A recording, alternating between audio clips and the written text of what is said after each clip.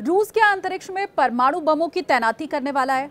बड़ा सवाल ये एक बार फिर से इसलिए उठ गया है क्योंकि संयुक्त राष्ट्र सुरक्षा परिषद में अमेरिका और जापान के लाए गए उस प्रस्ताव पर रूस ने वीटो लगा दिया है, जिसमें यह कहा गया था कि कोई भी देश अंतरिक्ष में परमाणु हथियारों की तैनाती नहीं कर सकता है।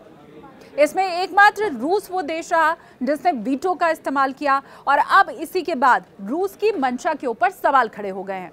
देखिए, अमेरिका और जापान की तरफ से एक प्रस्ताव ले आया गया था जिसमें इस बात का जिक्र था कि कोई भी जो मेंबर देश हैं वो अंतरिक्ष में परमाणु हथियारों को नहीं तैनात कर सकते हैं।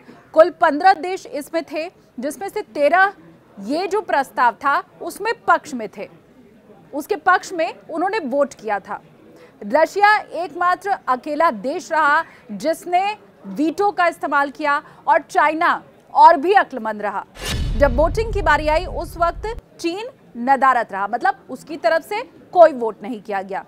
और अब चूंकि 13 देश एक तरफ और सिर्फ रूस वो देश था जिसने वीटो का इस्तेमाल किया है, तो सवाल ये खड़े हो रहे हैं कि वो अंदेशा जो अमेरिका की तरफ से जाहिर किया गया था कि रूस अंतरिक्ष में परमाणु हथियारों की तैनाती कर सकता है, उसको और बल मिल गया है।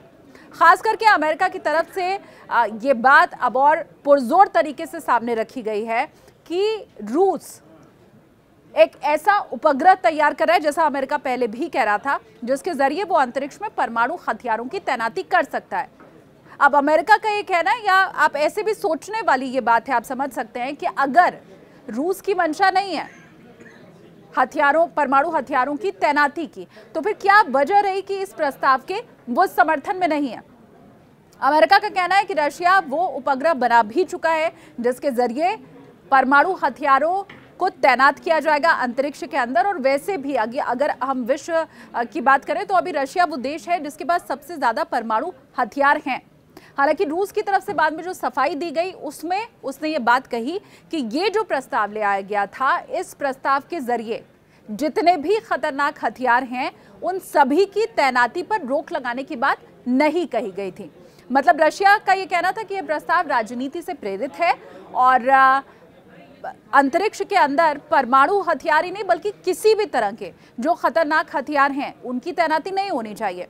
और उन सभी हथियारों की तैनाती को रोकने में ये प्रस्ताव सक्षम नहीं है और इसीलिए रूस ने इस प्रस्ताव का समर्थन नहीं किया। ये रूस का कहना है, अपनी सफाई में उसकी तरफ से दिया गया तर्क है। इसके पहले भी पुतिन ने ये बात जाहिर की थी, ये बात बताई थी कि रूस कभी भी इसके पक्ष में नहीं है, मतलब अंतरिक्ष में परमाणु बमों की, परमाणु हथियारों की तैनाती हो, इसके पक्ष में रूस नहीं है। ये सार्वजनिक रूप से बात कह चुके हैं पुतिन।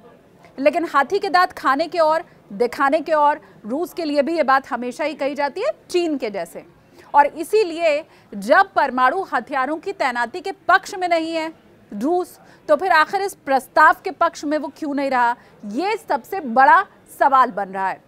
एक मीडिया रिपोर्ट ये बताती है, अमेरिका की मीडिया रिपोर्ट ये बता रही थी कि कैसे इस साल के अंत तक, मतलब 2024 के आखिर तक रूस का ये प्लान है कि वो उपग्रह के जरिए अंतरिक्ष तक परमाणु हथियार की सप्लाई कर देगा, वहां पर तैनाती कर देगा। और अमेरिका ये जानता है कि अगर ऐसा हुआ तो इससे सबसे ज्यादा नुकसान अमेरिका को ही पहुंचने वाला है। कोल्ड वॉर इन दोनों देशों के बीच में बहुत लंबे वक्त से दिखाई भी दे रही है और ये कौन ज्यादा पावरफुल उसकी भी लड़ाई है। और ऐसे में अगर रशिया अंतरिक्ष तक परमाणु हथियारों की तैनाती में सक्षम हो जाता है तो ये सबसे ज्यादा घातक अमेरिका के लिए ही रहने वाला है।